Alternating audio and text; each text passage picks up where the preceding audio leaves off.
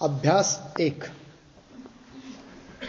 रचनानुवाद कौमुदी में अभ्यास 1 शब्दकोश 25 लिखा है ना, मिला सबको? Page number 2। 25 का मतलब है 25 शब्द। तो हर एक अभ्यास में, हर एक पाठ में कितने शब्द दिए हैं? 25। तो पाठ कितने हैं सब? 60। तो कितने शब्द हो जाएंगे? 1500, 1500। और हम लोगों ने भी कुछ शब्द दिया है, लगभग वो भी 1500 हो गए हैं। तो उसको भी याद करते रहेंगे, उसके भी बीच बीच में भेंडी भी होती रहेगी, और भी शब्द देते रहेंगे थोड़े थोड़े। ठीक, चलिए तो शब्द को देखेंगे। पहले क मिला, तो क में शब्द है सह। सह का मतलब है वह, मतलब तो। ठीक है।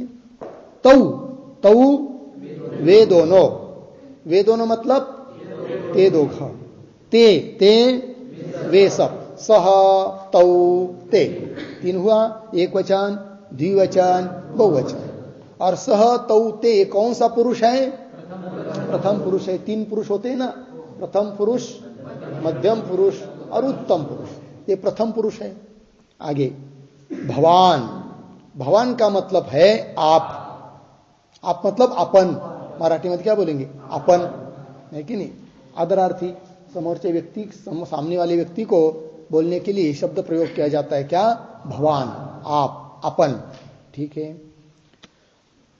भवती, यदि कोई स्त्री आगे हो, सामने हो, अपने से बड़ी भी हो, तो उसको तो तू तो नहीं बोलेंगे। फिर जैसे हिंदी में बोलते आप, मराठी में आपण, तुम्ही असं म्हणतो ना, तसं संस्कृत में बोलेंगे क्या? भवती। ठीक है। एक एक रूप दे दिया है। 7 विभक्ति में इसके रूप चलते हैं, भवान की भी, भवती की भी। आगे स्त्रीलिंगी हुआ भवती, ये सर्वनाम शब्द है। आगे रामः। रामः मतलब राम। ईश्वरः, ईश्वर या स्वामी। ईश्वर शब्द का अर्थ ईश्वर भी होता है, और ईश्वर शब्द का अर्थ स्वामी। स्वामी मतलब मालक, ये भी अर्थ होता है। बालकः, बालक, ये सीधा है।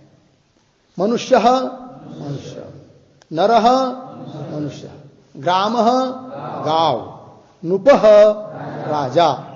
विद्यालयः, विद्यालय। हुए इतने शब्द। आगे लगभग ये सभी शब्द आप लोगों के परिचित शब्द हैं। आगे ख। क के बाद क्या आया? ख। तो ख में धातु शब्द आते हैं। देखिए, भू। भू का मतलब है होना, होने, असने। अस का जो अर्थ है, अस धातु का, अस अस्ति, वही अर्थ है भू धातु का। वृत वर्तते, वर्तते, भवति, अस्ति समानार्थक है। पठ, पढ़ना। पठ का अर्थ क्या है? पढ़ना। लिख, लिखना। हस, हंसना। गम, जाना। आगम, आना। ठीक। आगे ग। क, ख हुआ, अब आ रहा है ग। तो ग में क्या? अव्यय शब्द आते प्रायः। तो दिया अत्र। अत्र मतलब यहां, यहां, ये थे। यह, यह, यहां, यहां, ये थे। दोनों का समान अर्थ है। यत्र, जहां, जे थे। तत्र, वहां, ते थे। कुत्र, कहा, तो थे। क्व, कहा, तो थे। कुत्र और क्व दोनों का समान ही अर्थ है। ठीक है। आगे सूचना। नंबर 1, शब्दकोश के लिए ये संकेत स्मरण कर ले, है कि नहीं? शब्दकोश जो ऊपर दिया है हर एक पाठ में, उसके लिए कुछ निर्देश दे रहे हैं, सूचना दे रहे हैं, उसको हम लोगों को समझ लेना है। उसमें दिया है क। क का मतलब है संज्ञा या सर्वनाम शब्द। मतलब 60 पाठ में, 1 से लेकर 60 तक जितने पाठ है इस ग्रंथ में, सभी पाठों में शब्दकोश है। और उस शब्दकोश में हो सकता है क आएगा, ख आएगा, ग आएगा, घ आएगा। हो सकता है किसी में क ही आएगा, किसी में 2 ही आएंगे, किसी में 3 आएंगे, किसी में 4 भी आ जाएंगे, कोई बात नहीं। लेकिन सभी शब्दकोश में, सभी शब्दकोश मतलब इस ग्रंथ में हर एक पाठ में जो शब्दकोश है उसमें, शब्दकोश मतलब वो उधर वाले बड़े बड़े शब्दकोश ग्रंथ छपे उसका नहीं लेना तो देखिए, तो क के आगे जो शब्द रहेंगे वो किस प्रकार के रहेंगे, तो दे रहे यहां पर संज्ञा या सर्वनाम शब्द। क्या रहेंगे? संज्ञा शब्द अथवा सर्वनाम शब्द। संज्ञा मतलब नाम, किसी व्यक्ति का, वस्तु का नाम होता है ना, उसको बोलते हैं संज्ञा शब्द। और कुछ होते हैं सर्वनाम शब्द, नाम के बदले आने वाले, जैसे सह तौति गया ना ऊपर, ये सर्वनाम शब्द है। जैसे रामः गच्छति, सह श्वः आगमिष्यति, तो सह आया कि नहीं, तो सह से क्या समझेंगे हम लोग? राम ही, क्योंकि पहले राम का उल्लेख हो चुका है, बार बार उसका उल्लेख करने की जरूरत नहीं। उसके बदले में जो शब्द आता है वो होता है सर्वनाम शब्द। तो सर्वनाम शब्द या नाम शब्द रहेंगे कहां पर? क में, संज्ञा या सर्वनाम शब्द। आगे ख, धातु या क्रिया शब्द। ख के आगे क्या रहेंगे भाई? मूल धातु रहेंगे, या क्रिया शब्द मतलब धातु से बने हुए शब्द कुछ है कि नहीं, कृदंत आदि वो रह सकते हैं। किसके आगे? ख के आगे। और ग के आगे शब्द रहेंगे एक तो अव्यय शब्द कुछ, अथवा क्रिया विशेषण। कुछ क्रिया के विशेषण होते हैं, जैसे उदाहरण बालक जाता है, तो बालक की क्रिया हो रही है जाने की। बालक में क्या क्रिया हो रही है? जाने की। लेकिन बालक की क्रिया कैसी है? धीरे धीरे, ती क्रिया का विशेषण हुआ। तो बालकः शनैः शनैः गच्छति, धीरे धीरे जा रहा है, ठीक है ना। इस प्रकार के जो क्रिया विशेषण शब्द होते हैं वो, अथवा अव्यय शब्द कहां मिलेंगे? ग के आगे, ग में मिलेंगे सभी शब्दकोशों में।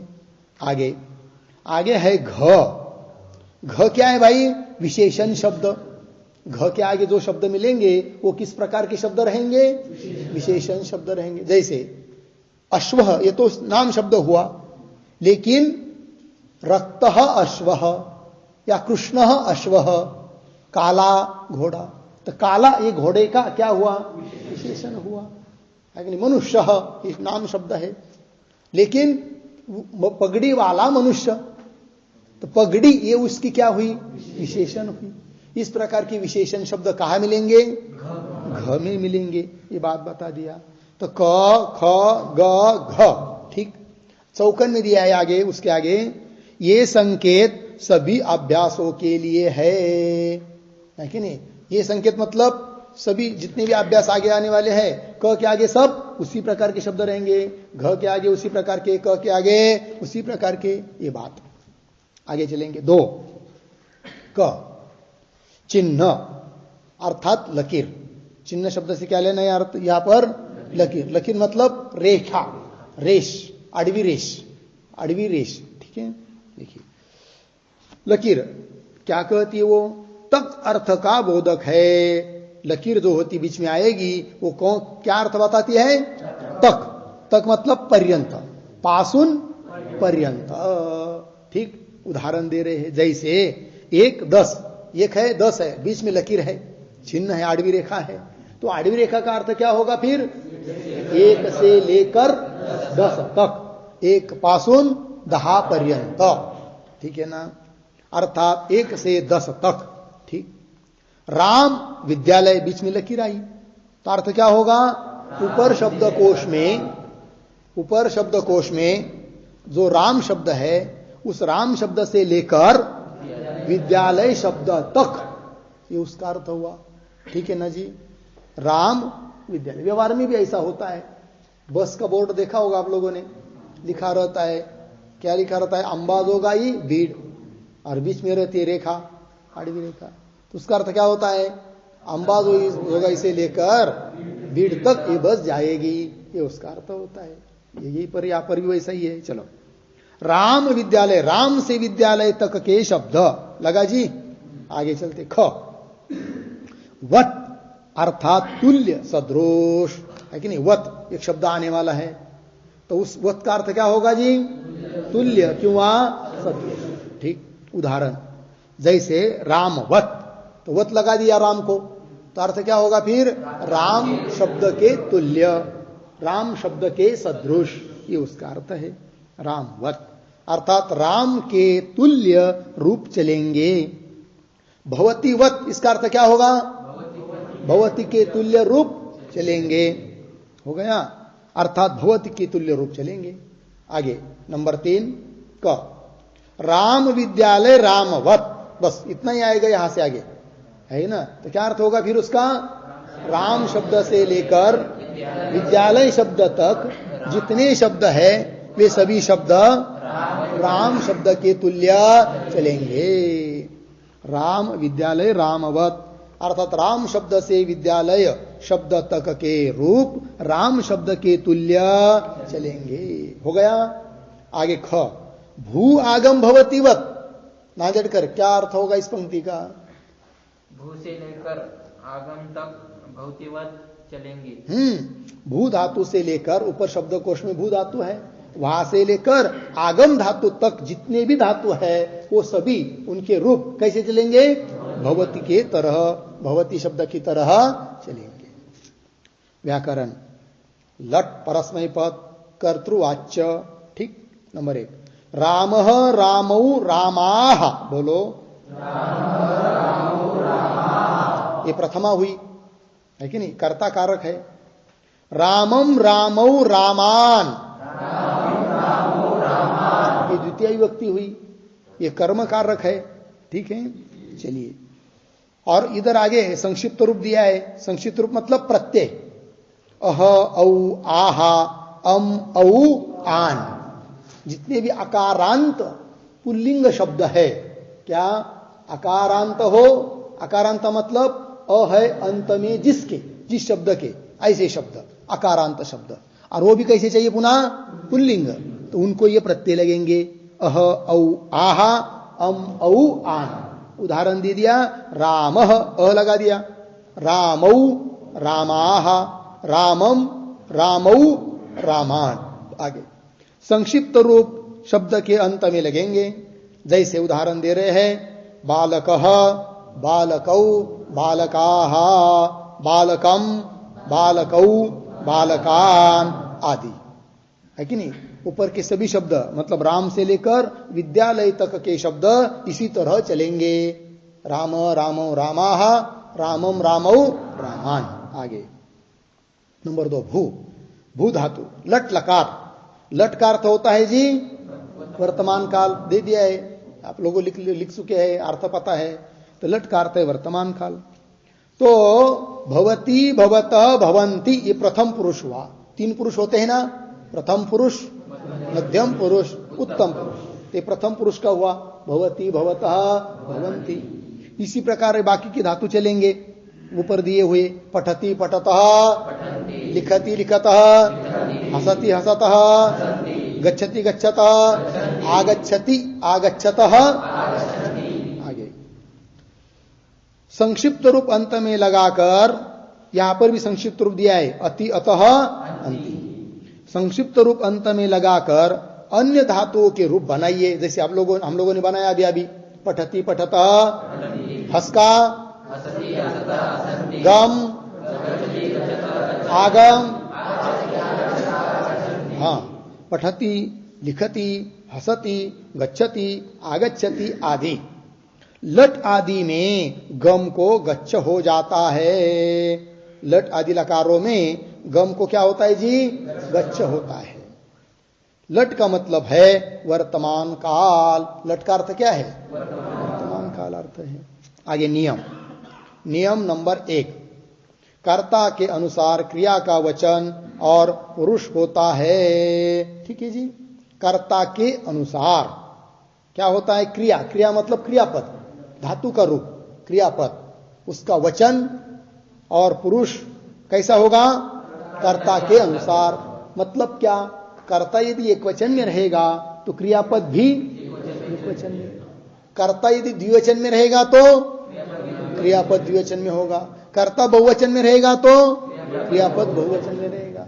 और समझ लीजिए कर्ता प्रथम पुरुष में है तो क्रियापद भी प्रथम पुरुष, कर्ता यदि मध्यम पुरुष का है तो क्रियापद भी मध्यम पुरुष का होगा, और कर्ता यदि उत्तम पुरुष का है तो क्रियापद भी उत्तम पुरुष का होगा। समझ में आया? आगे चलते हैं।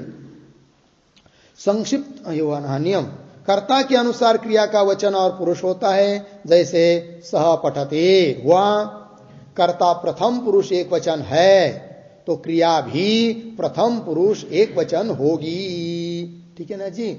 कर्ता कैसा है जी? कौन से वाक्य में? सह पठती, इस वाक्य में कर्ता कौन है? सह, और वो सह कर्ता कैसा है? प्रथम पुरुष का है और एक वचन का है। इसलिए क्रियापद भी उसके अनुसार क्या हुआ? प्रथम पुरुष एक वचन, पठती, सह पठती, तौ, ते, त्वाम, युवाम, यूयम, अहम, आवाम, वयम, हो गया। आगे सह पठती, कर्ता प्रथम पुरुष एक वचन है तो क्रिया भी प्रथम पुरुष एक वचन होगी। नियम नंबर 2, भवत। भवत मतलब आप, ऊपर दिया है शब्दकोश में। भवत शब्द के साथ सदा प्रथम पुरुष आता है। ठीक है ना? हम लोग गलती से कभी कभी क्या कर देते हैं, भगवान सामने वाले को बोलना है तो सीधा मध्यम पुरुष कर सकते हैं, लेकिन ऐसा नहीं होता है। भवत के साथ चाहे पुल्लिंग में भवत हो चाहे स्त्रीलिंग में भवती हो, उसके साथ कौन पुरुष आता है? प्रथम पुरुष। तो भवान पठती होगा, भवान पठसी नहीं होगा। समझ में आया? क्या होगा? भवान पठती, भवान अस्ति, भवान लिखती। स्त्रीलिंगी होगा तो भवती पठती, है कि नहीं? भवती लिखती, है कि नहीं? द्विवचन होगा तो द्विवचन। भवती का द्विवचन क्या होगा? भवत्यौ, नद्यौ, भवत्यौ। फिर पठ धातु का क्या होगा? पठतः, भवत्यौ पठतः, भवत्यः पठन्ति, इस प्रकार। ठीक है जी? चलो, भवत शब्द के साथ सदा प्रथम पुरुष आता है। आगे नियम नंबर 3, तीनों लिंगों में धातु का रूप वही रहता है। ठीक है जी? तीनों लिंगों में धातु का रूप। उदाहरण, पठती हुआ कि नहीं? देखिए, समझ लीजिए कर्ता लिया हम लोगों ने पुल्लिंग राम, तो वाक्य बनेगा क्या? रामः पठती।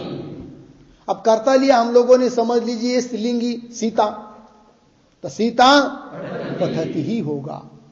और मित्र नपुंसकलिंगी शब्द है तो मित्रम पठती। कुछ पठती में बदल हुआ क्या? चाहे कर्ता पुल्लिंग हो, चाहे कर्ता स्त्रीलिंग हो, चाहे कर्ता नपुंसकलिंगी हो, क्रियापद वही रहा। सह पठती, सह पठती, सा पठती, मित्रम पठती, रामः पठती, सीता पठती, मित्रम पठती। समझ में आया? अन्य भाषा में ऐसा नहीं होता है। ये कैसे? देखिए, समझ लीजिए राम पढ़ रहा है, इसको हिंदी में बोलना हो तो क्या होगा? राम पढ़ रहा है, ये होगा। और सीता पढ़ रही हो तो सीता पढ़ रही है, रहा है, रही है। बदल हुआ कि नहीं? अन्य भाषा में बदल होता है, संस्कृत में वैसा नहीं। मराठी में देखिए, राम वाचतो, पुल्लिंग है, राम वाचतो, सीता वाचते। बदल हुआ कि नहीं? वाचतो वाचते। किंतु संस्कृत में वैसा नहीं है। रामः पठती, सीता पठती, एक ही रहा क्रियापद। समझ में आया जी क्या कहना है? तो चलिए, तीनों लिंगों में धातु का रूप वही रहता है। नियम 4, कर्ता में प्रथमा होती है और कर्म में द्वितीया। पता ही अब लोगों को, कर्ता हुआ तो कर्ता की कौन सी विभक्ति हो जाएगी? कर्तरी प्रयोग चल रहा है, कर्तृवाच्य है कि नहीं? और कर्म की द्वितीया विभक्ति होती है। ठीक है, चलो। नियम 5, अपदम न प्रयुंजित, बिना प्रत्यय, इसका अर्थ दे रहे, बिना प्रत्यय लगाए शब्द या धातु का प्रयोग न करे। प्रत्यय लगाने के बिना, प्रत्यय नहीं जोड़ेंगे तो धातु हो चाहे शब्द हो, उसका संस्कृत में प्रयोग नहीं होगा। जैसे रामः करते हैं हम लोग, समझ लीजिए रामः नहीं किया, रामो पठती नहीं होगा। ठीक है ना। क्यों, पठती में मूल धातु क्या है, पठ। तो रामः पठ ऐसा नहीं लिख सकते, नहीं कर सकते, प्रयोग नहीं होगा। क्यों, उसको प्रत्यय नहीं लगाया है। अपदम न प्रयुंजित, प्रत्यय लगाए बिना शब्द हो चाहे धातु हो उसका प्रयोग हम लोग नहीं कर सकते। रामः पठती होगा, रामः पठ नहीं होगा। बिना प्रत्यय लगाए शब्द या धातु का प्रयोग न करे। रामः पठती प्रयोग होगा, राम पठ नहीं, मतलब ऐसा प्रयोग नहीं होगा। समझ में आया जी। आगे नियम नंबर 6, एक अर्थ वाले शब्दों में से एक शब्द का ही प्रयोग करें। पर्यायवाची, देखिए क्या होता है, कभी कभी एक ही वस्तु के लिए या एक ही व्यक्ति के लिए बहुत सारे नाम होते हैं, तो वाक्य में प्रयोग करना है तो उन अनेक नामों में से एक का ही प्रयोग एक बार कर सकते हैं, किसी भी एक का, है कि नहीं। एक साथ 2-4 नाम एक ही व्यक्ति के एक ही वस्तु के नहीं लिख सकते। जैसे उदाहरणार्थ समझो सूर्य है कि नहीं, तो सूर्य अस्ति, क्या वाक्य हुआ, सूर्य अस्ति। लेकिन किसी को स्मरण हुआ, भाई सूर्य, इतना सूर्य ही क्यों बोले, सूर्य भानु रवि अस्ति, बहुत सारे हो जाएंगे, ऐसा प्रयोग नहीं होगा। क्या होगा फिर, कोई भी एक, सूर्य अस्ति, रवि अस्ति, भानु अस्ति, कोई भी एक प्रयोग कर सकते हैं। बार बार एक ही व्यक्ति के एक ही वस्तु के अनेक नाम पता होने पर भी उनका प्रयोग साथ साथ नहीं होता है। समझ में आया जी। चलो, एक अर्थ वाले शब्दों में से एक शब्द का ही प्रयोग करे, लग गया जी। ये हुआ इधर का अभ्यास, और हर एक पार्ट 2 पन्नों में विभाग किया हुआ है, ठीक। तो इधर का एक व्याकरण भाग हुआ पहले पेज पर, और दूसरे पेज पर आता है क्या, प्रैक्टिकल, उसके वाक्य आदि आते हैं, तो वाक्य भी लगाना पड़ते हैं। लेकिन वाक्य हम आज नहीं लगाएंगे, कल लगाएंगे। कल दूसरा पाठ पढ़ाएंगे और पहले पाठ के वाक्य लगाएंगे, फिर आगे तीसरा पाठ पढ़ाएंगे, दूसरे पाठ के वाक्य लगाएंगे, ठीक। लेकिन वाक्य यहां पर तो लगाएंगे ही, वो तो है, लेकिन काफी पर लिखने हैं आप लोगों को। तो ये जो पेज है इधर वाला, ये काफी पर लिख के लाना है। लिख के लाना है मतलब ऐसे कि वैसे हिंदी में लिख के लाना, ऐसा नहीं। हिंदी में तो लिखिए, लिखना हो तो, नहीं लिखना हो तो कोई बात नहीं, संस्कृत में लेकिन लिखना ही पड़ेगा। इसमें एक भी छोड़ना नहीं है। जैसे देखिए, उदाहरण बताता हूं। उदाहरण वाक्य दिया है ना, उदाहरण वाक्य में पहला वाक्य क्या है, वह, उसका संस्कृत दे दिया है, स पठती, तो भी उसको लिखना है, उसको छोड़ना नहीं है कि नहीं। वे दोनों पढ़ते हैं, इसका अनुवाद कर दिया है क्या, तऊ पठती, इसको लिखना है, ठीक है ना। और हम काफी चेक करेंगे कल सबकी, 1 मिनट में चेक करेंगे, ठीक है ना। ये बंद हो गया, ठीक है जी। तो इसके बाद लिख के लाना है। और कैसे लिखना है, देखिए नंबर 2 में क्या है जी, संस्कृत बनाओ, है ना। उसमें क दिया है, कुछ ख में है, कुछ ग में वाक्य है ना। 2 में संस्कृत बनाओ, 2 में कितने वाक्य कुल मिलाकर, नहीं 22, कितने वाक्य है, 22 है। देखिए, तो क के कुछ है, ख के कुछ है और ग के कुछ है, ठीक। तो समझ लीजिए वह लिखता है, इसका अनुवाद लिख के लाना है। तो वह लिखता है, इसको हिंदी में लिखना हो तो लिखिए, न लिखना हो तो न लिखिए, लेकिन इसका संस्कृत में अनुवाद और नंबर बराबर देने हैं उसके, नंबर गलत नहीं लिखना है। तो वह लिखती का अनुवाद क्या होगा, सह लिखती, वह गांव को जाता है, सह ग्रामम। कुछ लोग बोलेंगे भाई कि ये तो हमको आ जाता है, क्या लिखना है। ऐसे भी सोचने वाले कुछ लोग हैं। कुछ लोगों ने काफी नहीं लिखी, वो धातु नहीं लिखी, 32 धातु, क्यों, तो हमको आता है, हम तो ऐसे ही बोल देंगे वहां पर, तो क्या लिखना है। लेकिन ऐसा नहीं होता है, लिखना ही पड़ता है, वो मजबूरी है, ठीक है ना। तो सब लोगों को लिखना है, और कल काफी चेक करेंगे, ठीक है। आगे तो ये हुआ ना, आगे 3 नंबर में जाएंगे अभी, मतलब समझा रहा हूं मैं कैसे कैसे क्या क्या लिखना है, नंबर बराबर देना है। अब देखिए, अशुद्ध वाक्य शुद्ध वाक्य मिला, तो अशुद्ध वाक्य दिया है मतलब गलत वाक्य दिया है, उसके नीचे उसको शुद्ध करके भी दिया है यहां पर, इसको भी लिखिए, इसको भी छोड़ना नहीं है। जैसे अशुद्ध है, अशुद्ध को लिखिए, उसके सामने लिखिए शुद्ध वाक्य करके। तो क्या अशुद्ध वाक्य देखिए, नंबर 1, रामम विद्यालयः गच्छति, शुद्ध है क्या अशुद्ध है, क्यों, कर्ता कौन है? राम। और कर्ता में कौन सी भक्ति होती है? प्रथमा। और यहाँ क्या लिख दिया? तो गलत हुआ। और विद्यालय कर्म है, कर्म की कौन सी भक्ति होनी चाहिए? द्वितीय। यहां लिख दिया तो गलत है वो वाक्य, तो उसको शुद्ध करके लिखना है। तो शुद्ध करके दिया है रामः विद्यालयम, इस प्रकार ये भी लिखना है। और ये लिखते समय शुद्ध को मत देखिए, अशुद्ध को कॉपी पर नोट करिए और अपने मन से शुद्ध बनाइए। फिर बाद में देखिए हम लोगों का जो लिखा है कॉपी पर वो गलत हुआ या बराबर आया, फिर पुस्तक में देखेंगे, गलत आया हो तो बराबर करेंगे। ठीक है जी, आगे चलिए।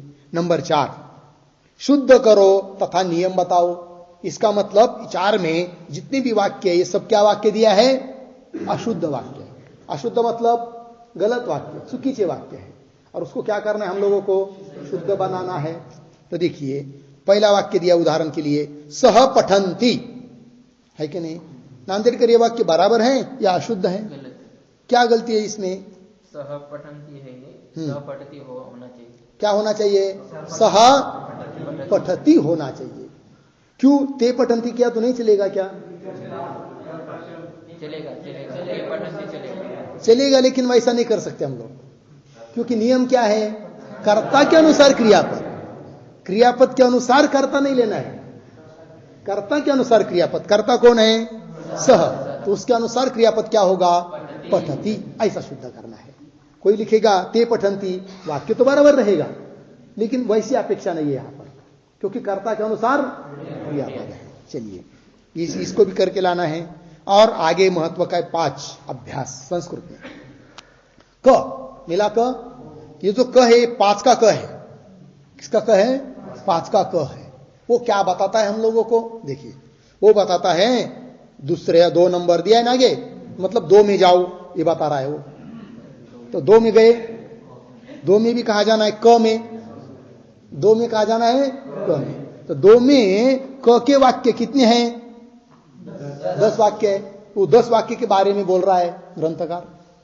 ठीक है, क्या बोल रहा है? देखिए, दूसरे के क के वाक्यों को द्विवचन और बहुवचन में बदलो। इसका मतलब दूसरे के क के वाक्य सभी क्या होंगे? वो मूल में एक वचन में है। वो तो कर लिया हम लोगों ने पहले, एक वचन में तो उसको बना लिया है, लेकिन अब पुनः उसको बनाना है। लेकिन जब उसको पुनः बनाएंगे तो कैसा बनाएंगे? द्विवचन में बनाएंगे और बहुवचन में बनाएंगे। वो एक वचन बनाते समय यही द्विवचन बहुवचन करना, ऐसा नहीं करना। वो तो करते हुए हम लोग चौथा प्रश्न भी छोड़ दिया, फिर 5वें में घुसे ना, तो नंबर डालिए उसको 5 में क, फिर वहां पर लिखिए दूसरे के क के वाक्यों को द्विवचन और बहुवचन में बदल रहे हम लोग, ऐसा लिखिए कुछ। ठीक है ना? तो ये लिखिए, जैसे दूसरे के क का पहला वाक्य क्या है? वह लिखता है। इसका द्विवचन क्या होगा? तऊ लिखता। और बहुवचन क्या होगा? ते लिखंती। इस प्रकार के लिखने हैं 10 वाक्य। ठीक है ना? आगे चलेंगे। ख मिला, ये ख 5 का ख है। ख किसका है? वो क्या कहता है? वो कहता है 2 में जाओ, ये बोल रहा है। और 2 में भी कहा जाओ, ख में जाओ। गए, फिर 2 में ख में गए तो कितने नंबर का वाक्य मिलेगा? 11 से 16 तक। इतने वाक्य के बारे में बोल रहा है। क्या बोल रहा है? देखिए, ख दूसरे के ख के वाक्यों को एक वचन और बहुवचन में। इसका मतलब दूसरे के ख के वाक्य कैसे होंगे? द्विवचन में होंगे। तो उसको अब पुनः बनाना है, कैसे? एक वचन में और बहुवचन में बनाने हैं। ठीक है, हो गया ना? ये हुआ। आगे चलेंगे। ग 5वें का ग है। ये क्या कहता है भाई? पठ लिख गम आगम के प्रथम पुरुष के रूप लिखो। लिखो बोला है भाई, पढ़ो नहीं, पारायण करो नहीं, क्या करो? लिखो। जो आदेश दिया है वो करना है, तो लिखना पड़ेगा। ठीक है ना? कैसे लिखेंगे? जैसे पढ़ धातु का प्रथम पुरुष में क्या होगा? पठती पठता। बस उतना ही लिखो, क्योंकि जितना बताया है उतना ही करो, लेकिन उससे कम मत करो। अधिक नहीं करना हो तो कोई बात नहीं, कम मत करो। ठीक है? पठ लिख गम आगम के प्रथम पुरुष के रूप लिखो। समझ में आया? अब ये रोज के रोज करना पड़ेगा, ऐसा नहीं चलेगा। क्या 32 धातु लिखने के लिए दिया, 2 महीना हो गया, 1 महीना हो गया तो भी चलते रहेगा, ऐसा नहीं होगा। ये रोज का रोज अभ्यास करना पड़ेगा। समझ में आया जी? चलिए आगे। घ, बालक नर नृप विद्यालय के प्रथमा और द्वितीया विभक्ति के रूप लिखो। लिखो, हाँ, उसके नीचे चाहे आधोरे का कर सकते, लिखो।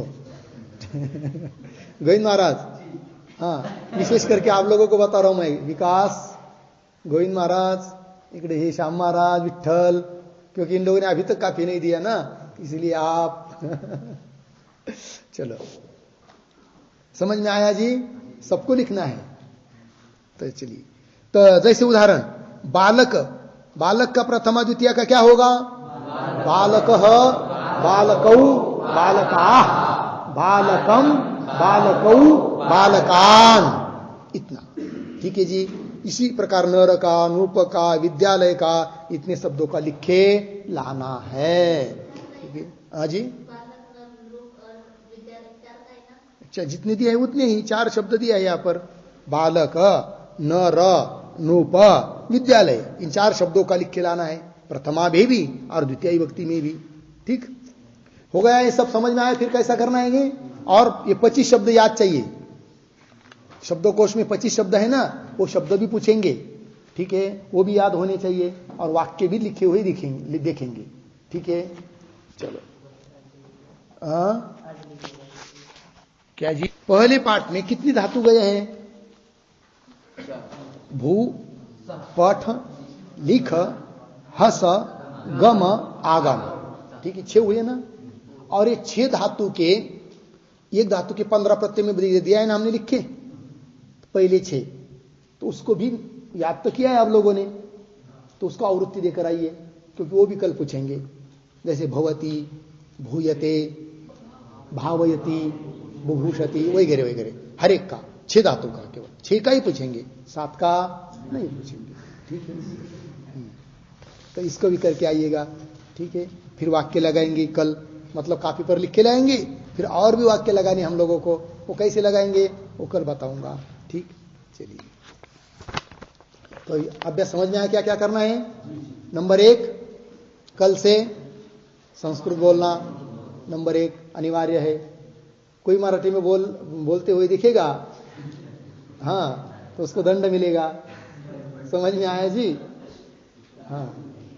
और दूसरी बात, नहीं आता है ना बोलना, मौन पकड़ी, लेकिन बोलेंगे तो संस्कृत में ही बोलेंगे। ठीक है ना, उड़िया भाषा में नहीं बोलना है भाई।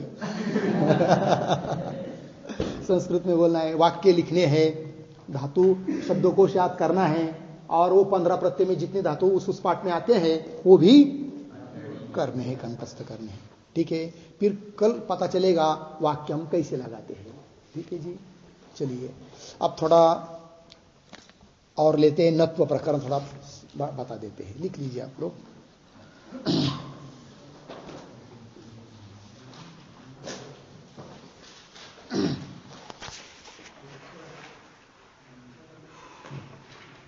चेंज करना है, करो।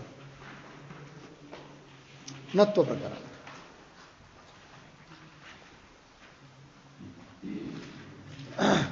लिख रहे हैं। नंबर 1,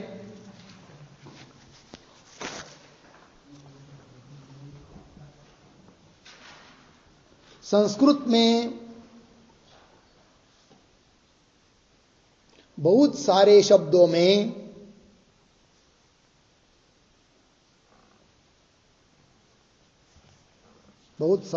में कहीं पर नकार, दंत्य न, त थ द ध न, न सा न, नकार, और कहीं पर नकार मूर्धन्य, ट ठ ड ढ ण, नकार दिखाई देता है।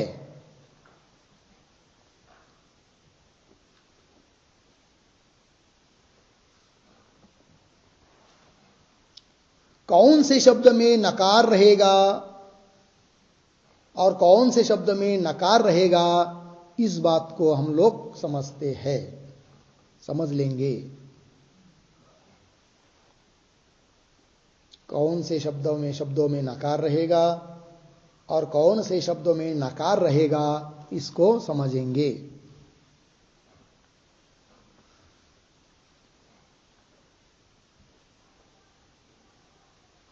ठीक।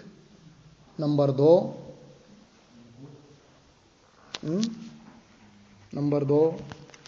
नकार का नकार होने में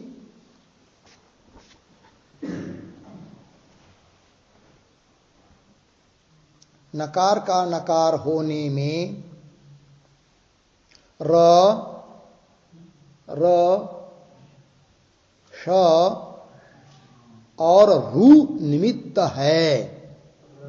र, श और रू, ऋषि सारू, र हल र, श मतलब मूर्धन्य श और रू निमित्त है।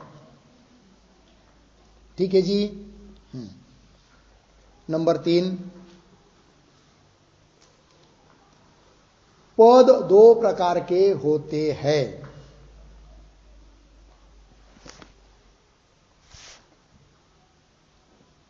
पद 2 प्रकार के होते हैं। एक सखंड पद और दूसरा अखंड पद।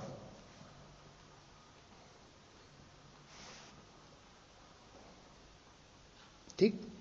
सखंड पद उसको बोलते हैं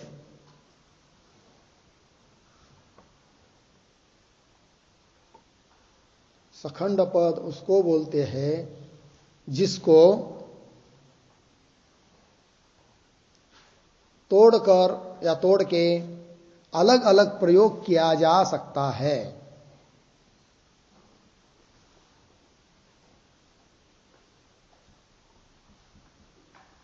अलग अलग प्रयोग किया जा सकता है।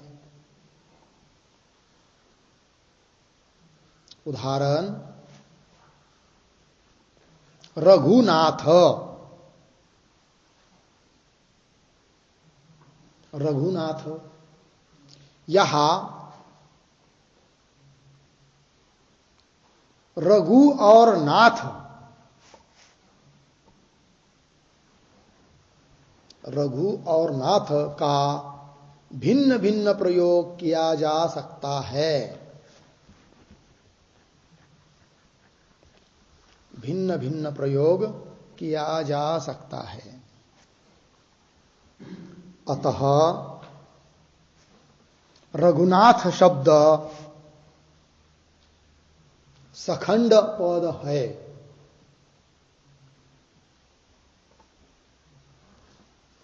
अतः रघुनाथ शब्द सखंड पद है। उसी प्रकार रमानाथ,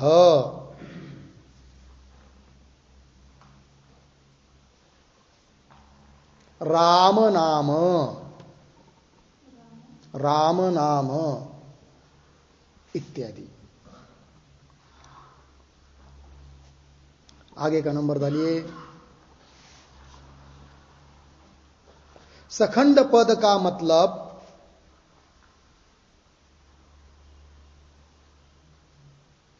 समस्त पद।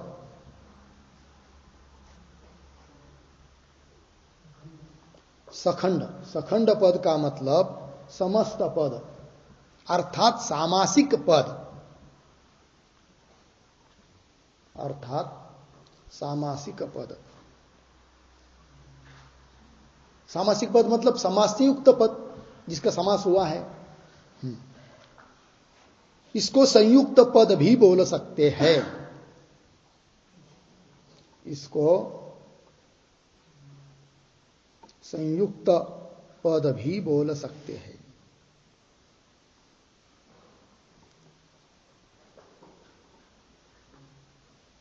हो गया। जहां पद के पूर्व में,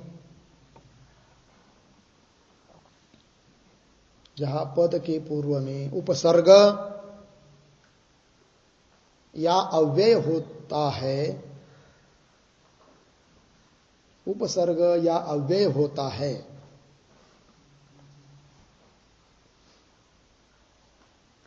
वे उपसर्ग और अव्यय भी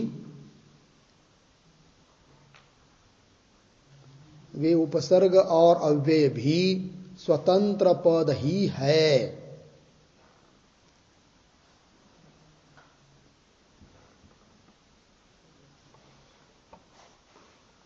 स्वतंत्र पद ही है।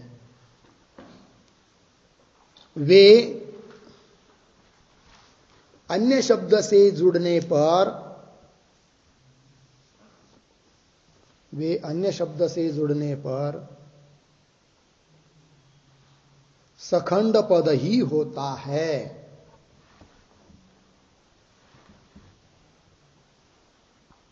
सखंड पद ही होता है। उदाहरण, प्र अधिक योगेन, प्र अधिक योगेन बरोबर प्रयोगेन, प्रयोगेन। नंबर 2, परि अधिक नाम,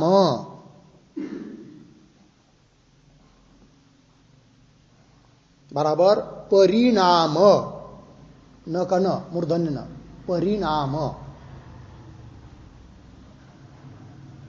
ठीक है जी। नंबर 3, कार्यादिक्रमेण,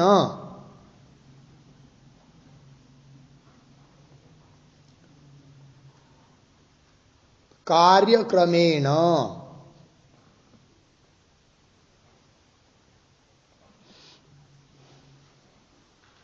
ठीक, चलिए आगे, आगे का नंबर, आगे का पॉइंट। अखंड पद का अर्थ है, अखंड पद का अर्थ है असमस्त पद। कौंस में लिखेंगे असामासिक पद।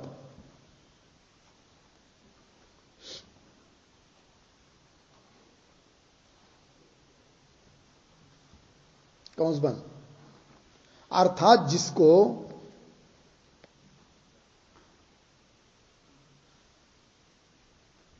जिसको तोड़ के अलग अलग प्रयोग नहीं कर सकते हैं, अलग अलग प्रयोग नहीं कर सकते हैं, ऐसे पदों को अखंड पद कहते हैं।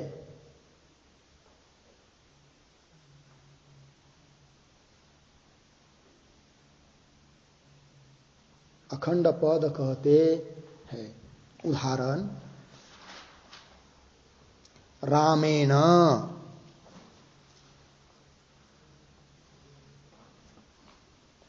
रामेण लिखा, हरिणा, ऋणम, ऋणम, कृष्ण,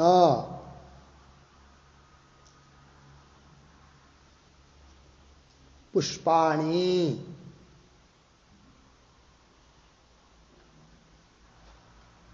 पुष्पाणि, झालं, इत्यादि।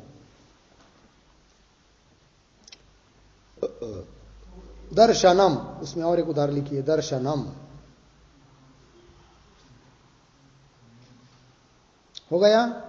आगे का मुद्दा दीजिए, 6 नंबर, जितना भी होगा। अखंड पद में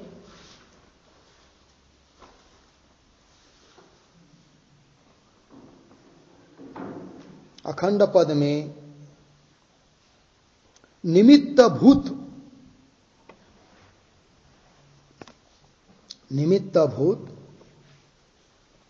र, श, रु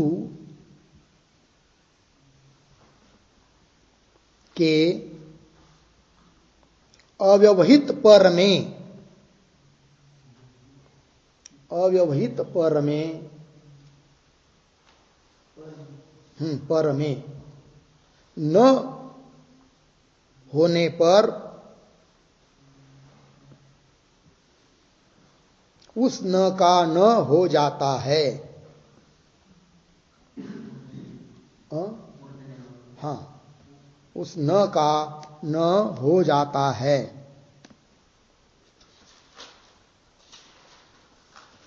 और यदि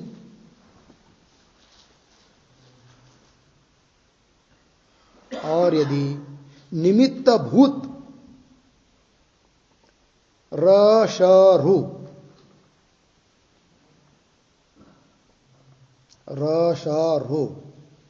कौंस में लिखेंगे इनमें से कोई भी वर्ण,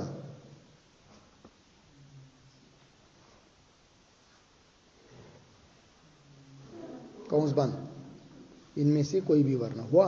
और हुआ ना इतना, क्या लिखा, और यदि निमित्त भूत रशरु, आगे लिखेंगे और न के बीच में, कौंस के आगे, और न के बीच में कोई भी स्वर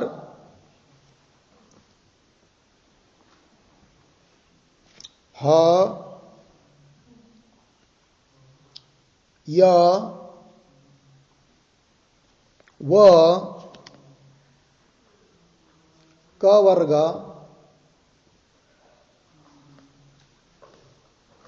प वर्ग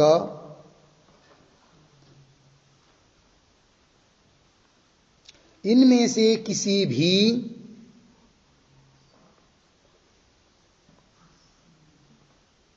अर्धविराम कितने भी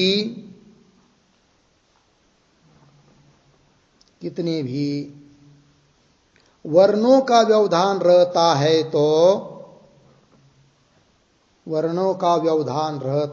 तो भी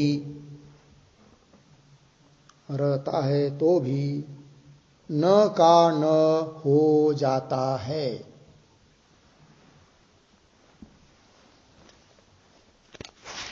न का न हो जाता है। समझ में आया? देखिए नियम समझ लेते इस नियम को, हो गया ना। देखिए सबसे पहले हम लोग समझ गए पहले सखंड पद अखंड पद, ठीक है। सखंड पद किसको कहेंगे? सामासिक पद, समस्त पद, मोटी मोटी भाषा जिसको तोड़ के अलग अलग प्रयोग कर सकते हैं उसको क्या बोलेंगे? सखंड पद। और अखंड पद का मतलब होता है असामासिक पद, मतलब जिसको तोड़कर अलग अलग नहीं प्रयोग कर सकते, ऐसे पदों को बोलते हैं अखंड पद। अखंड पद बोल सकते हैं उसको, समान पद बोल सकते हैं, एक पद बोल सकते हैं, ठीक। अब विचार कर रहे हैं हम लोग न का न कहाँ बन जाता है, तो उन दो प्रकार के पदों में से हम लोगों ने पहला विचार किया अखंड पद का। अभी जो नियम लिखा है अखंड पद में है कि नहीं, तो क्या लिखा अभी का नियम? अखंड पद में निमित्त भूत कौन? र श रु। जरूरत नहीं है कि एक ही शब्दों में ये तीनों चाहिए, चाहे र हो अकेला तो भी चलेगा, चाहे श हो तो भी चलेगा, चाहे रु हो तो भी चलेगा, अखंड पद में। और उसके अव्यवहित पर में, मतलब लगेच तुरंत र के आगे, चाहे श के आगे, चाहे रु के आगे यदि आता है कौन? न, दंत्य न, तो उसका बन जाता है क्या? मूर्धन्य न। एक बात हुआ, ठीक। दूसरी बात कि अखंड पद है, पहली गोष्ट कैसा पद है? और उसमें आ गया कौन?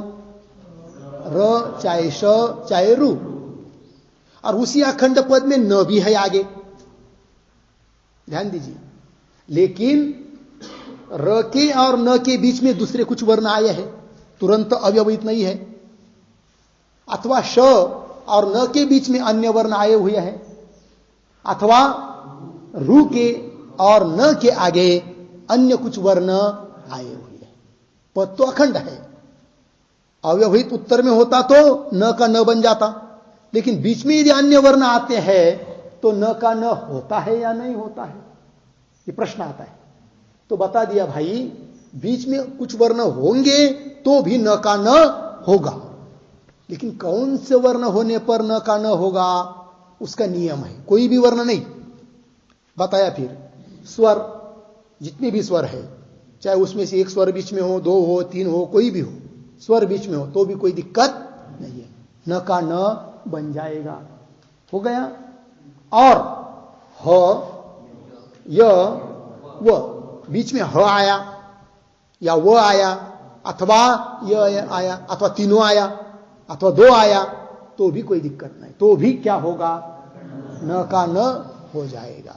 किसके बीच में लेकिन, र श रु ये निमित्त है और आगे न है, इन दोनों के बीच में क्या क्या चलता है, स्वर चलता है, ह य व, और कुछ चलता है, और क वर्ग और प वर्ग।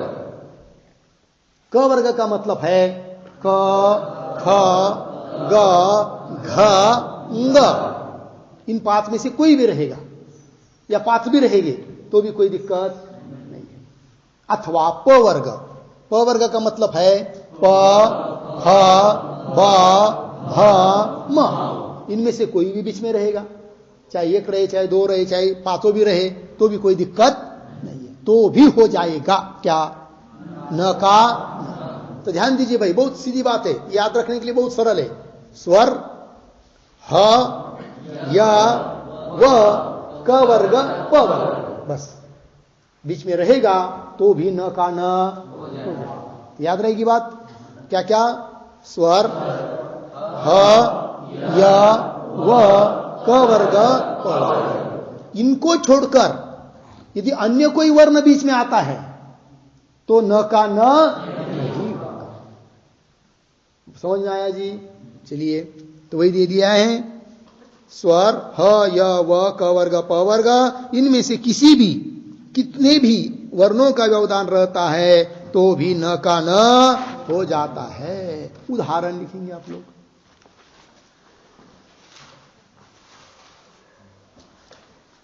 पितृणाम, क्यों पितृ अधिक नाम, नाम ऐसा करिए, बराबर पितृणाम। अखंड पद भाई है कि नहीं, ये प्रत्यय जुड़ा है, अलग अलग प्रयोग नहीं है। तो पितृ नाम में रू आया कि नहीं, रू आया, उसके आगे न था दंत्य, उसका बन गया क्या, मूर्धन्य, अव्यवहित उत्तर में है। और अखंड पद का विचार हो रहा है अभी, सखंड पद का विचार नहीं हो रहा है, अखंड पद की बात चल रही है। पितृनाम। उदाहरण दूसरा, कीर अधिक न, नह, कीर र हलंत, कीर अधिक नह, न नळाचा, बराबर कीर नह, मूर्धन्य न, कीर नह। यहां पर भी र के आगे क्या आया, न आया, तो न का न बन गया, कीर नह। और पुष अधिक नाती, बराबर पुष्णाति, पुष्णाति, यहां पर भी न का न हुआ है। और उदाहरण तृष्णा, यहां पर भी न का न हुआ है। और उदाहरण रामेण, रामेण, रामेण अखंड पद है, तृतीय विभक्ति एक वचन। अब देखिए इस पद में र आया कि नहीं, न आया कि नहीं, न नळाचा, यहां पर न का न होगा कि नहीं होगा, इसका विचार करेंगे। तो र है ना, तो र के आगे और न के बीच में कौन कौन है उसका उसको देखते हैं। तो र के आगे क्या है, पहले स्वर आ है, तो कोई भी स्वर चलता है तो कोई दिक्कत नहीं। फिर उसके आगे क्या है, म है, म प वर्ग में आता है, कोई दिक्कत नहीं। और म के आगे क्या है, म के आगे ई है, ए, ये स्वर में आता है तो भी कोई दिक्कत, अन्य कोई आता तो नहीं होता। फिर यहां पर भी हो जाएगा क्या, रामेण, न का न। और उदाहरण लिखिए, वर्गेण,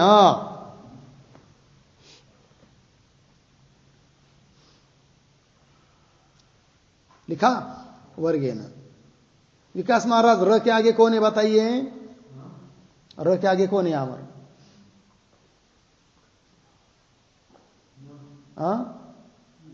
वर्गेण लिखा कि नहीं लिखा, हाँ हाँ, र के क्रमशः वर्ण बताइए, व से लेकर व, हाँ, अ, नहीं, उच्चारण कैसा हो रहा है, वर, उच्चारण को देखिए कैसा लिखा है उसको मत देखिए, वर्गेण, तो व अ, उसके आगे र, उसके आगे ग, वर्गे, वर्ग, ग आ रहा है कि नहीं, ग, फिर उसके गे, गे, ग के बाद ए, फिर उसके बाद न, उसके बाद अ, समझ में आया। तो देखिए र के आगे क्या है, ग, ग चलेगा कि नहीं, क्यों चलेगा, क वर्ग है। ग के आगे क्या है, ए, स्वर है, चलेगा कि नहीं, चलेगा। तो वर्गे न बन गया, ठीक। और लिखिए रमानाम,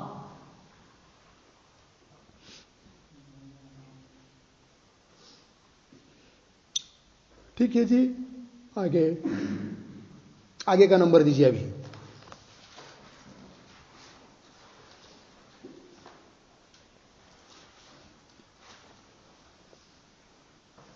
एक ही शब्द में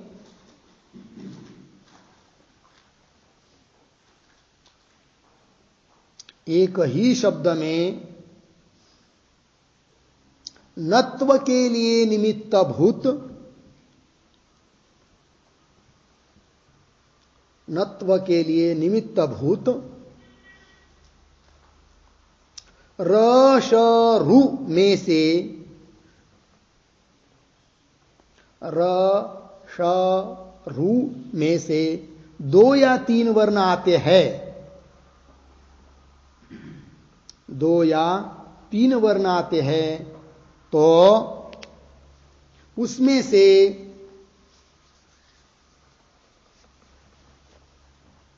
उस शब्द में,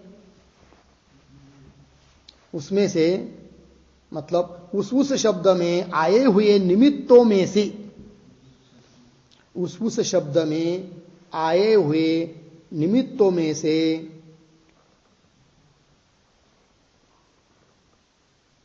अंतिम में,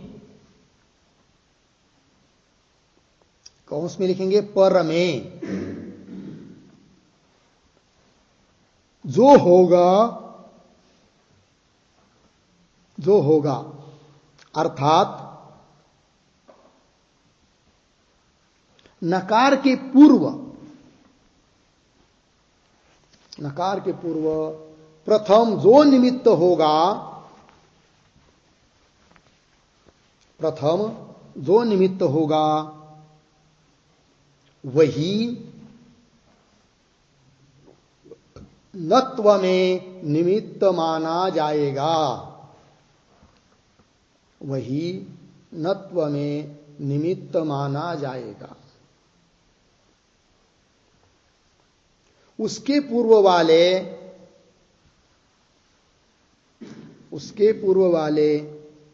अन्य निमित्तों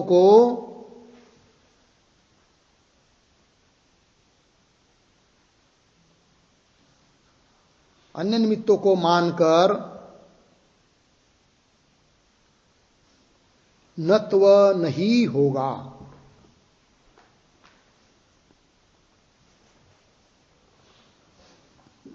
समझ में आया? उदाहरण लेते हैं, उदाहरण स्पष्ट हो।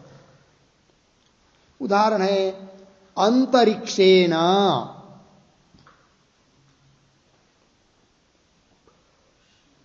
अंतरिक्षेण लिखा।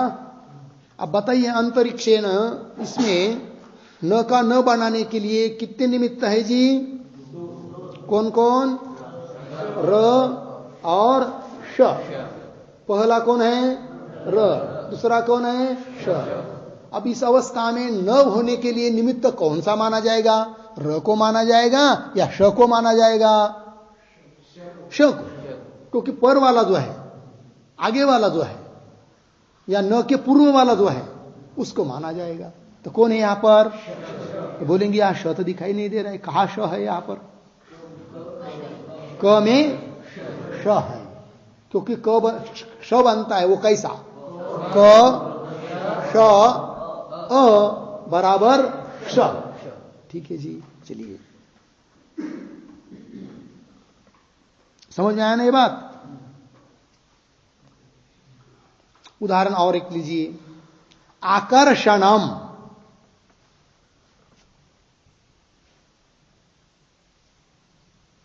आकर्षणम, यहां पर भी नत्व होने के लिए कितने निमित्त है?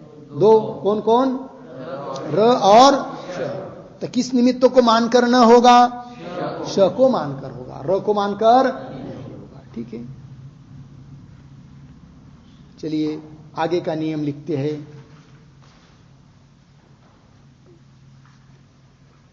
स्वर ह, य, व, ह, य, व लिखा, क वर्ग, प वर्ग, इनको छोड़कर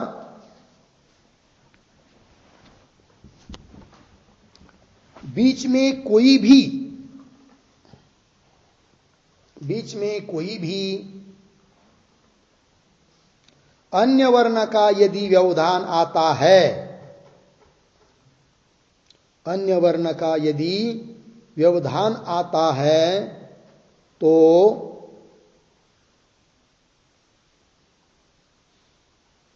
नत्व कहीं पर भी नहीं होगा, नत्व कहीं पर भी नहीं होगा।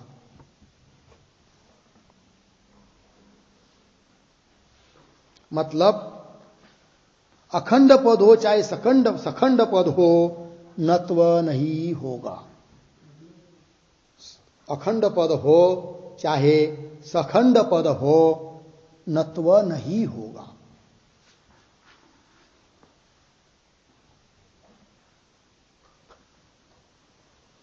समझ में आया? क्या लिखा है? स्वर ह, य, व, क वर्ग, प वर्ग, इनमें से कोई भी रहेगा चलेगा, कितने भी रहेंगे चलेंगे। इनको छोड़कर यदि दूसरा विजातीय और यदि एक विवर्ण आता है तो न का न नहीं होगा। सखंड पद में भी नहीं, अखंड पद में भी नहीं। अभी हम लोग वर्तमान अखंड पद का विचार कर रहे हैं, सखंड पद का भी होगा थोड़ी देर में। ठीक, उदाहरण लिखेंगे इसका।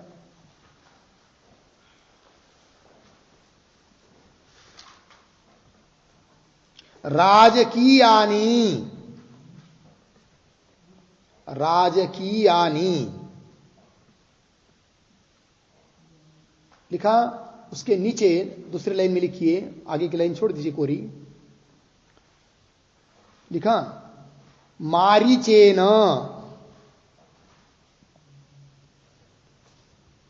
मारीचेन, उसके आगे नीचे दर्शनानि,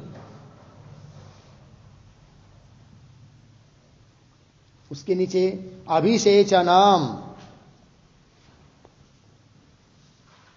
उसके नीचे परिवर्तनम,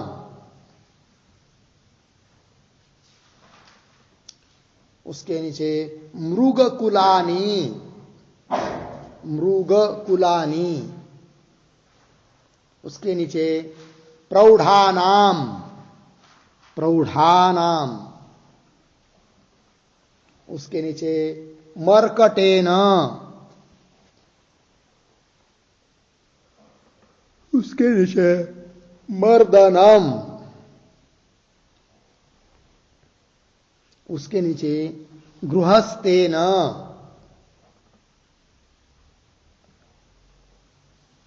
उसके नीचे प्रतिमानाम, प्रतिमानाम, उसके नीचे वर्धनम, वर्धनम, उसके नीचे साम्राज्येन, उसके नीचे औषधानि, औषधानि, उसके नीचे अर्चकेन। कितने हुए? 15। आगे कोई छोड़ दिया ना लाइन, तो वहां पर लिखिए आप लोग इन शब्दों में कौन सा अन्य वर्ण आया है। जैसे उदाहरण राजकीयानि, यहां पर अन्य व्यवधान किसका है? तो खोजिए उसको, जिसका भी होगा वहां पर आगे लिखिए कि यहां पर अमुक वर्ण का व्यवधान होने से न का न नहीं हुआ। हर एक लाइन में लिखिए 15 12 जो भी होगा। पहला शब्द था राजकीयानि। हाँ बताइए महाराज, कौन सा? ज का व्यवधान है, इसीलिए न का न नहीं होगा। हाँ, आगे का शब्द है राठौर महाराज मारीचेन, तो क्या च का व्यवधान है, बराबर। तीसरा है दर्शनानी, हाँ बताइए जी, हाँ दर्शनानी में किसका व्यवधान है? हाँ, श का व्यवधान है, न को तो न करना ही है ना, तो बीच में व्यवधान किसका है? अतिरिक्त व्यवधान श का है। हाँ जी नांदेड़कर, अभिषेचनम में किसका व्यवधान है? च का। परिवर्तनम, हाँ कुश महाराज, किसका व्यवधान है? हाँ,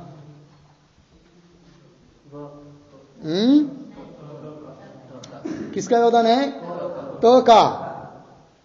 प का कैसे? प तो पहले है, परिवर्तनम में त का व्यवधान है। हाँ, मृग कुलानी, इसमें ल का व्यवधान है। प्रौढ़ानाम,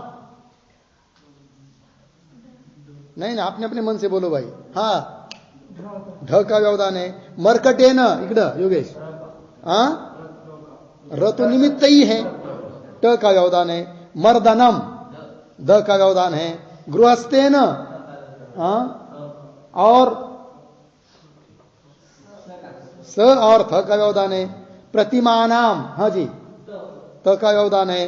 वर्धनम, विठल महाराज, हाँ ध का व्यवधान है। साम्राज्य न, ज का व्यवधान है। औषध औषधानी, ध का व्यवधान है। अर्चके न, च का व्यवधान है। समझ में आया? अब सरल हुआ कि नहीं? कहीं पर भी शब्द में आपको गड़बड़ नहीं होगी, अभी तुरंत आ जाएगा। स्वर ह य व क वर्ग प वर्ग बीच में है, कोई बात नहीं। इससे अतिरिक्त कोई घुस गया अतिरिक्ति, तो उसको न का न नहीं होने देगा। समझ में आया? चलिए आगे का नियम लिखेंगे। सखंड पद, अब अखंड पद का विचार हुआ अभी तक। पहले सखंड पद किसको कहते हैं, अखंड पद किसको कहते हैं, ये बात बताया। फिर अखंड पद का विचार किया, अब थोड़ा सखंड पद का विचार करते हैं। वहां न का न होता है या नहीं होता है। देखिए, सखंड पद कौंस में लिखेंगे समस्त पद, कौंस बंद। आगे लिखेंगे में भी नत्व होता है, तो वाक्य हुआ पूरा सखंड पद में भी नत्व होता है। वहां भी निमित्त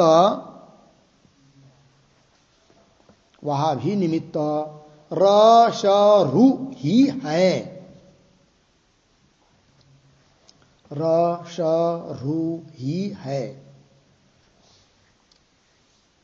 यदि पूर्व पद में, क्योंकि असखंड पद अभी दो पद है, तो लिखिए यदि पूर्व पद में निमित्त है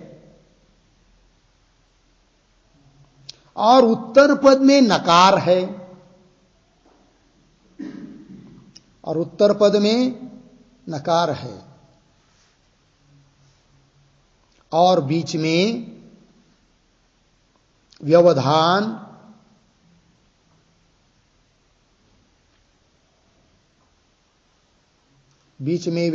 स्वर ह य व क वर्ग प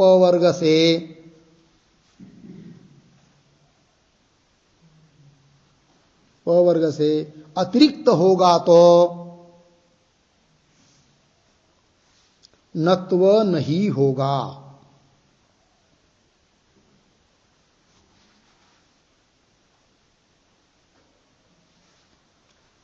लिखा ना?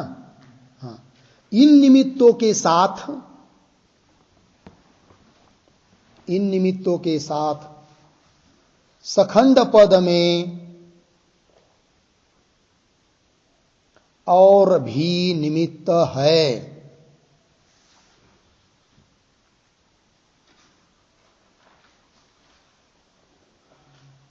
और भी निमित्त है, ये तीन तो है ही। वह नकार, कौंस में लिखेंगे जिसको नकार बनाना है, कौंस बन, जिसको नकार मूर्धन्य नकार बनाना है, कौंस बंद। लिखा ना? तो क्या वाक्य होगा? वह नकार लिखा है ना आगे पीछे, वह नकार एक तो प्रातिपदिक का अंतिम वर्ण हो, वह नकार तो शब्द लिखा है आपने, एक तो प्रातिपदिक का अंतिम वर्ण हो, प्रातिपदिक का अंतिम वर्ण हो, अथवा विभक्ति संबंधी नकार हो, अथवा विभक्ति संबंधी नकार हो, अथवा नुम का नकार हो, अथवा नुम का नकार हो, नुम का नकार हो, नुम, इनमें से कोई नकार होगा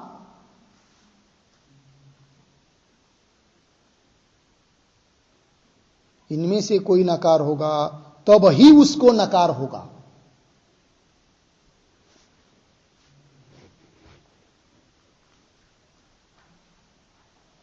तब ही उसको नकार होगा, अन्य को नहीं।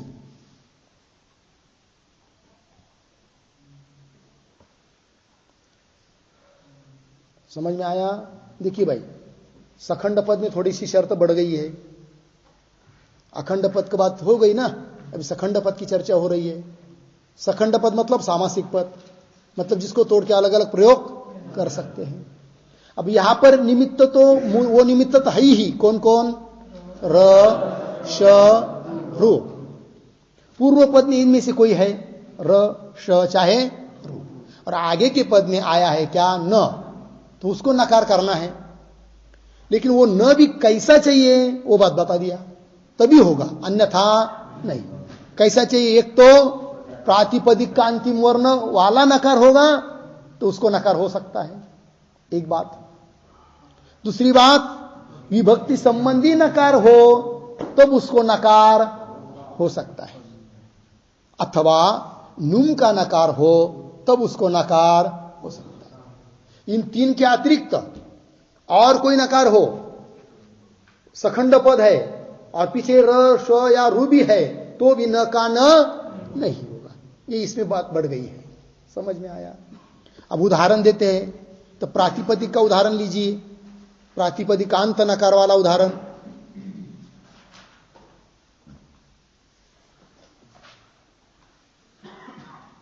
माश अधिक वापिन अधिक औ, माश अधिक वापिन अधिक औ। ठीक है, समझ में आया?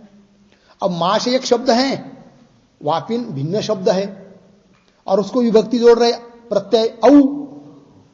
अब न किसमें है? वापिन में न है अंतिम।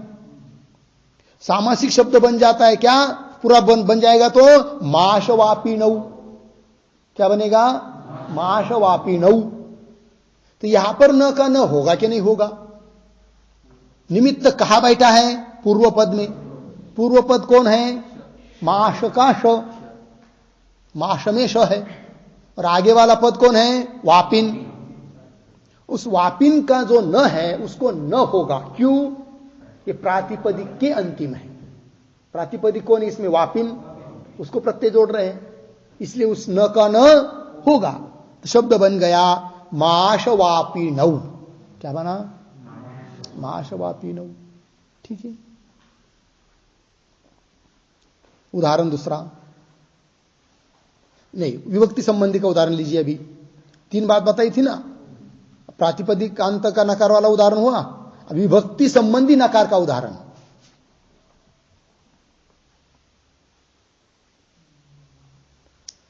ठीक, माश वापो अधिक इन, माश वाप अधिक इन बराबर माश वापेन, न का न, माश वापेन। यहां पर भी वैसी बात है, लेकिन यहां पर जो न है वो प्रातिपदिक के अंतिम वाला नहीं है, इन विभक्ति है, उसका न है। तो उसको न हो गया, माशवापेन। समझ में आया जी? और एक उदाहरण इसका ही लीजिए, 2-3 उदाहरण देता हूं इसके विभक्ति संबंधी के। दूसरा उदाहरण, रवि मयूखेन, रवि मयूखेन, यहां पर भी न का न हो गया। और उदाहरण, चक्रवाकेन,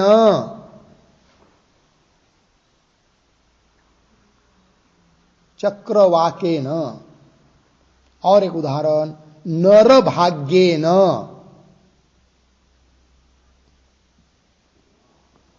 ये सभी विभक्ति का न है। ठीक। अब नुम संबंधी नकार का उदाहरण लीजिए।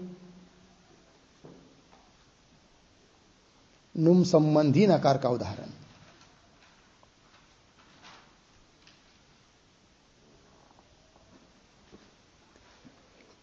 क्षोभावाहा,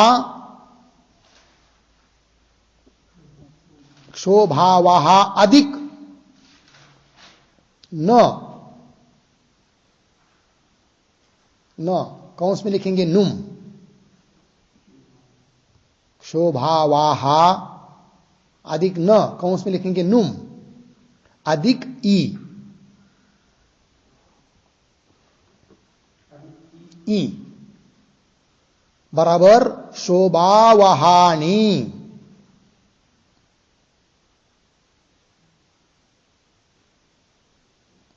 शोभावहानी, न का न हो गया क्योंकि नुम का न है। और एक उदाहरण, माश, माशवापा, माशवापा अधिक न, नुम का न है, अधिक ई बराबर माशवापानी।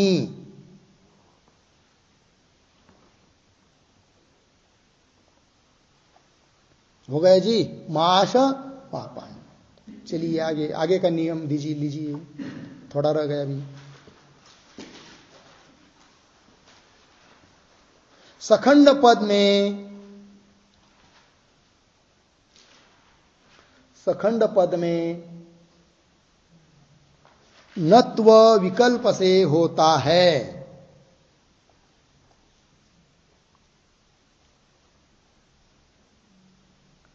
सखंड पद में नत्व विकल्प से होता है। यदि उत्तर पद क वर्ग से युक्त होगा तो,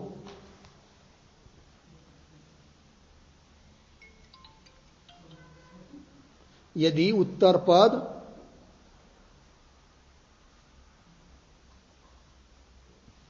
लिखा ना,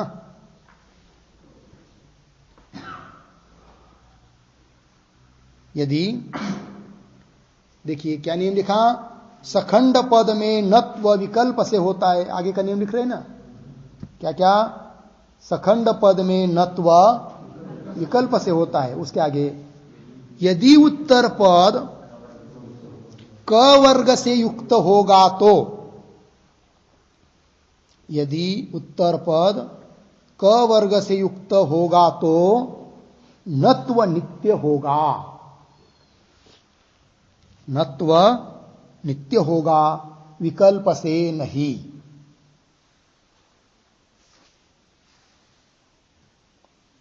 विकल्प से नहीं। अथवा सखंड पद किसी की संज्ञा हो रहा हो,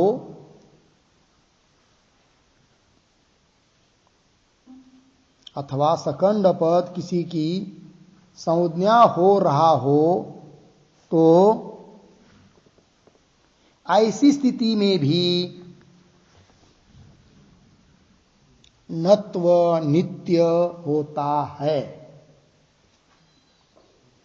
नत्व नित्य होता है। उदाहरण, वर्षभोगिना,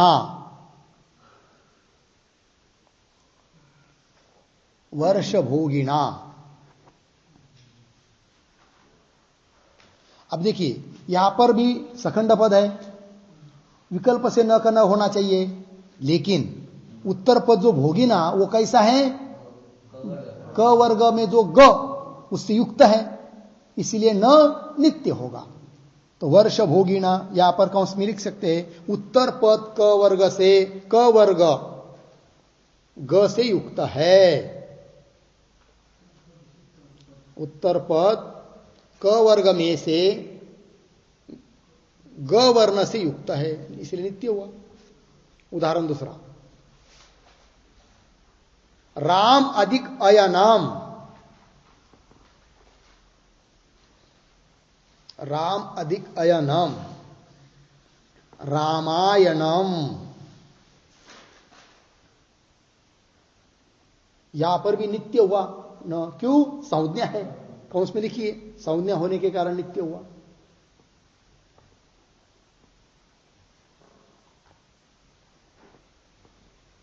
और एक उदाहरण, शूर्प अधिक नखा, शूर्प अधिक नखा बराबर शूर्प नखा, संज्ञा है।